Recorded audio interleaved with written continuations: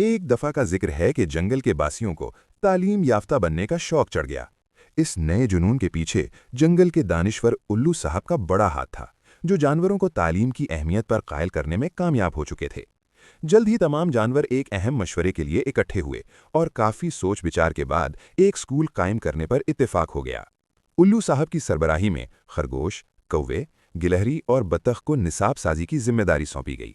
خرگوش نے دوڑنے، کوے نے اڑنے اور بطخ نے تیراکی کو نصاب میں شامل کرنے کی سفارش کی، جبکہ گلہری کی ضد پر درخت پر چڑھنا بھی لازمی قرار پایا۔ اسکول انتظامیہ نے فیصلہ کیا کہ تمام جانوروں کو یہ تمام مضامین پڑھنے اور سیکھنے ہوں گے۔ سال کے اختتام پر جب نتائج سامنے آئے تو صورتحال کچھ یوں تھی۔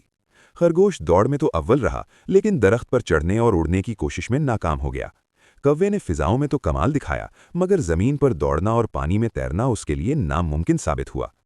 گلہری کے لیے درخت پر چڑھنا بائیں ہاتھ کا کھیل تھا، مگر وہ اڑنے اور تیرنے کے امتحان میں بری طرح فیل ہو گئی۔ منتظمین اس بات پر تو خوش تھے کہ تمام جانور ہر مضمون پڑھ رہے ہیں، لیکن مجموعی کارکردگی انتہائی تشویشناک تھی۔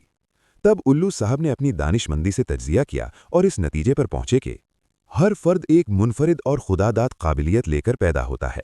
یہ ممکن ہی نہیں کہ ہر کسی میں ہر طرح کی اہلیت پیدا کر دی جائے۔ تعلیم کا اصل مقصد شعور اور آگہی فراہم کرنا ہے، تاکہ طالب علم اپنے اندر چھپی منفرد صلاحیت کو پہچانے اور تعلیم کی روشنی میں اسے مزید نکھارے۔